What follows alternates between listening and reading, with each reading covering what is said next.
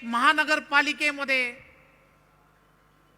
सशक्त भारत बनवण्याची जी प्रक्रिया आहे, अमित भाई नेहमीच सांगतात, नरेंद्र मोदीजी सांगतात, सशक्त भारत जर बनवायचा असेल तर त्या प्रक्रियेमध्ये तुम्हाला आम्हाला सर्वांना सशक्त भाजपा बनवल्याशिवाय पर्याय नाहीये।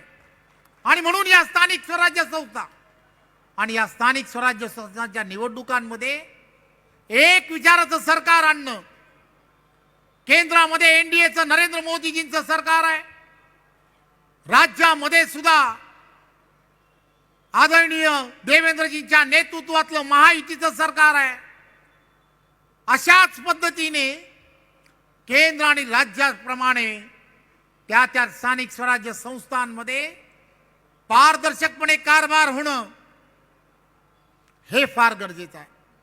आणि म्हणून माझी आपणा सर्वांना विनम्र विनंती आहे, या कार्यकर्ता मेळाव्याच्या माध्यमातून कार्यकर्त्यांनी पेटून उठून 15 तारखेपर्यंत प्रत्येक घराघरामध्ये जा,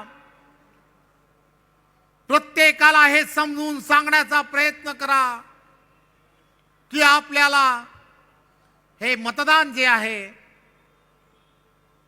ते राष्ट्राला परमवैभवाच्या दिशेने नेण्यासाठी आहे।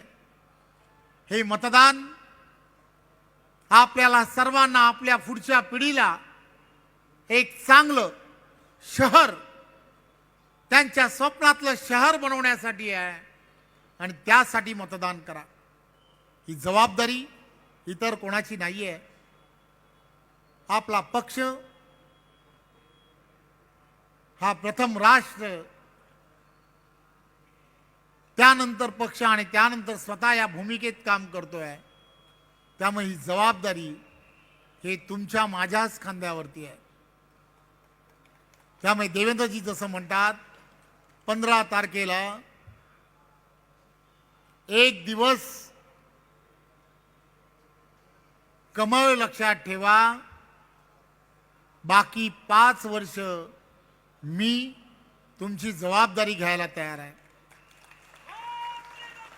त्यामुळे प्रत्येकाने हा संदेश प्रत्येकापर्यंत पोहोचवला पाहिजे, तुमची